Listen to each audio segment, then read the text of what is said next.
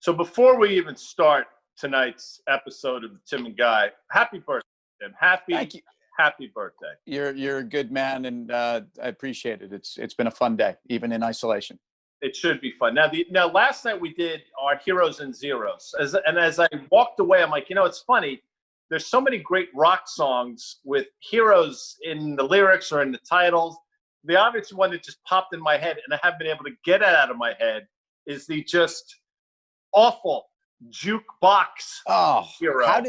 Who planted that cancer in you? I mean, well, no, the hero, just came to me like.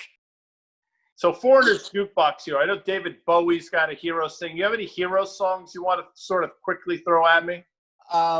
My hero is a great Foo Fighters tune. It's a rockin' tune. The Bowie tune is great. There's some awful hero songs too, and I don't think it's called Hero, but what's that song by? I Need a Hero. You're my hero. That song. Which one? I Need a Hero. Oh, dude, that's almost as bad as that's We Built the City on Rock and Roll. But the Did You Ever Know You Were My Hero song? That's like Julio Iglesias or Billy Martin. It's Bette Midler, dude. It's not Julio Iglesias. Bette Midler. But it's whatever. I'm sure I'm going to get ridiculed for that one. But there's a good poll. And by the way, just because to tie this one up, because it's my birthday and we're coming up with rock songs for heroes, rock songs for birthday brings only the Beatles' birthday song, which I can't stand. Oh. So if you had come in and said, like, going to, hey, Timmy, I would have. No. First of all, I would hope you know me better than that. I just don't do that.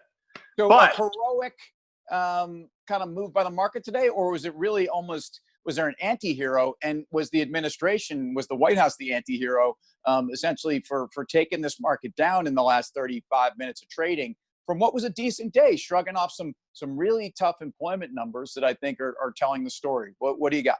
No, it was a very good day. If you looked at one point, I think Disney probably closed on change, which is heroic in and of itself. Disney was positive most of the day. Apple had a big day to the upside. The market was heroic today, 100%. In the wake of what has been really just atrocious news and atrocious earnings. What created the zero for the day, and we'll see how it plays out, is something that we've been talking about. It's this continued rhetoric out of President Trump and his administration about China. Now, today, and I'm paraphrasing, so forgive me, but he said something to the effect of, we'll see whether or not China upholds their end of the trade deal bargain, or something to that effect.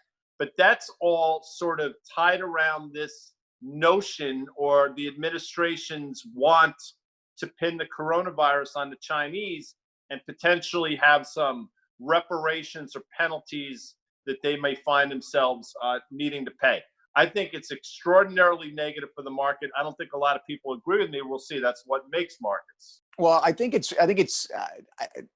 know how to use the term other than either brave or idiotic by the White House to stick to their guns on the pushback on China. And we talked about this on Fast Money yesterday. And we had someone come on who's former part of the administration saying that there's not an appreciation for the fact that the China policy, even in COVID-19, hasn't changed. And that actually they're going to continue to be steadfast in pushing back on China's, trying to dominate the internet for the 21st century, et cetera, et cetera. But obviously, it's not just about intellectual property. I think it's really more about the digital frontier, and obviously how they're looking to box out American companies. And I'm actually, that's impressive to me, with an administration that's pulling out every stop to also, though, to revive the market, because they recognize that that's maybe their key to getting reelected. It's shocking, because the market really got no room for negative sentiment. And the trade war, think about the headlines we dealt with for a year and a half, and ultimately think about how remove COVID-19. You can make an argument that we were running near the end of an economic cycle on the basis of just the pure. There's nothing wrong with running through the end of an economic cycle, which I think we were doing, but also the fact that we were facing and confronting trade headwinds in this country and in the market for 18 months. So it's surprising to me that they're out there doing this now. I think the timing, again, makes zero sense relative to everything else they're trying to do, getting people going back to work, getting the economy jump started, whether it's the right thing to do or not. But I think pushing back on China is the right thing. And this is, again, a challenging policy moment. I'm not questioning whether or not it's the right thing to do. And I've said this a number of times. I mean, the Chinese probably were ripping us off, and they probably are guilty of many of the things that President Trump and others have said. With that said, my problem with it is the very public manner he brings it forth. I think that's really problematic. I don't think, look, I'm not a politician, so maybe he's got it right, but I don't think you want to take the Chinese on, as proud a people and culture they are, in the very public way that he's doing it, because nobody winds up backing down. And I don't know how this rhetoric gets walked back. And that, to me, is concerning for the market. Well, and so you could make an argument. Some people probably think that the president is the great American hero, which was an awful television show in the 70s, which had a theme song that went something like, "Believe it or not, I'm walking on air. I never thought I," you know that one? Terrible. Yeah, and only because it's your birthday did I allow you to go as far with that as I did. But And you I remember think that that's show? a It was like perfect way.